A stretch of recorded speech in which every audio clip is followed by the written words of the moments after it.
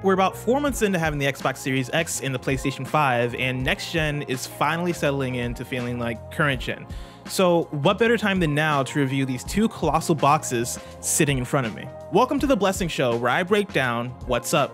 So let's talk about what's up with next gen 4 months later. I might even pick a winner between these two guys.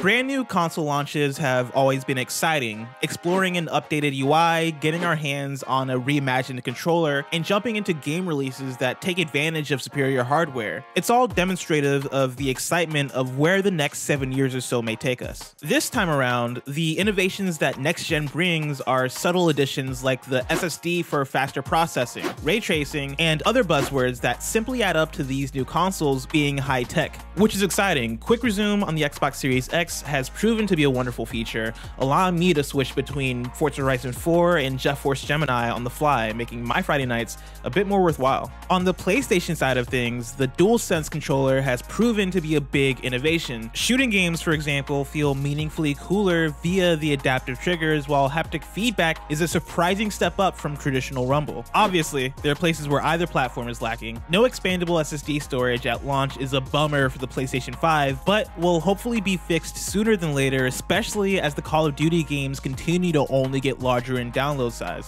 Also, I gotta be real, the DualSense is making the Xbox controller feel behind the curve for the first time since the 360. We're still early in year one of the new generation, and so I could sit here and nitpick the UI and all of the other tech elements of these new consoles. But frankly, for where we're at in the new gen, we have two exciting new consoles with promising roads ahead. That said, I think there's way more to next gen than what you'll find in the actual boxes. So let's talk about the games.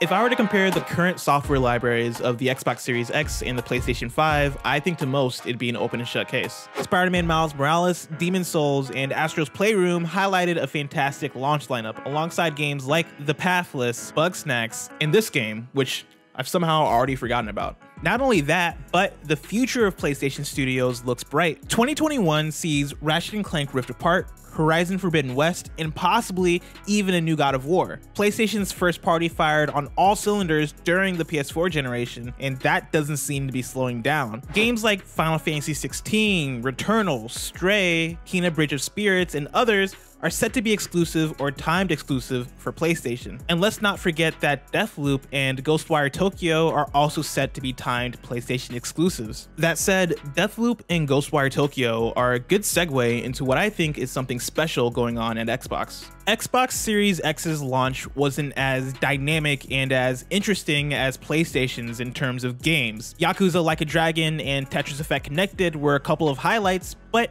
it would be an understatement to say that Halo Infinite was sorely missed. And while that game is now part of the future of Xbox's new gen slate, it's worth pointing out that future is looking brighter than ever. With the acquisition of Bethesda's parent company ZeniMax Media last fall, Microsoft is now home to 23 game development studios. To put into perspective, PlayStation has about 13. Xbox Game Studios is now the largest collection of first-party studios in the video games industry, and that's due to the recent years of Microsoft slowly building and acquiring development teams. When we look at what those studios are working on, it paints a powerful picture of what's in store for Xbox. Along with Halo Infinite, we can expect games like Senua's Saga, Hellblade 2 from Ninja Theory, Starfield from Bethesda, Perfect Dark from The Initiative, Fable from Playground Games, Everwild from Rare, Indiana Jones from Machine Games, and the list goes on, especially when you factor in unannounced titles from id Software, inXile, and more.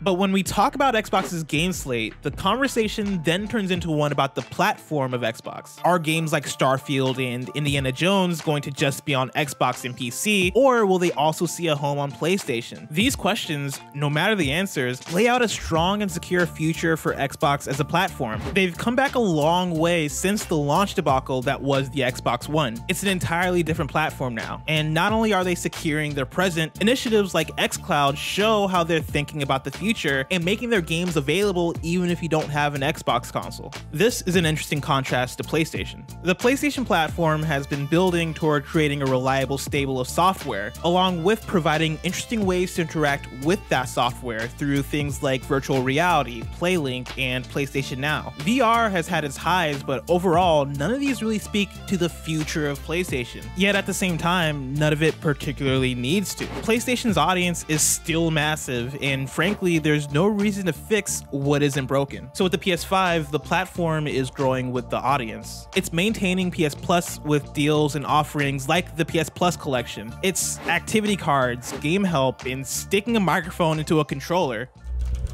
Roger, turn me on. Hold me. Pick me up, Roger. And you know you want to turn on HBO Max and watch The Sopranos Season 5, don't you, Roger? These might be incrementally future-looking ideas as opposed to Xbox's big steps into their own platform future, but frankly, they're safe steps for PlayStation that keep the platform interesting. I love the place that next gen, now current gen, sits currently. It's not the N64 and PS1 era where the shift was 3D, or the PS3 and 360 era where we had the big move to HD. Ray tracing and SSDs are exciting, sure, but the new generation of consoles feels more about realizing what these overall platforms are. It's about console manufacturers defining their own destiny, whether that's through banger exclusives, Xbox Game Pass, accessibility, and so on. At the beginning of this video, I mentioned picking a winner, and honestly, there isn't really one. That's part of the beauty of where video games are at. It's about whichever platform speaks to you the most. Each console has always had its diehard fans, but this is the generation where both Sony and Microsoft see the future of gaming very differently, and I'm excited to see where that future takes us. No, I'm just kidding. PlayStation 5 wins. It's not even close. Ratchet & Clank, God of War, Spider-Man, Horizon, can't be touched. Can't be touched.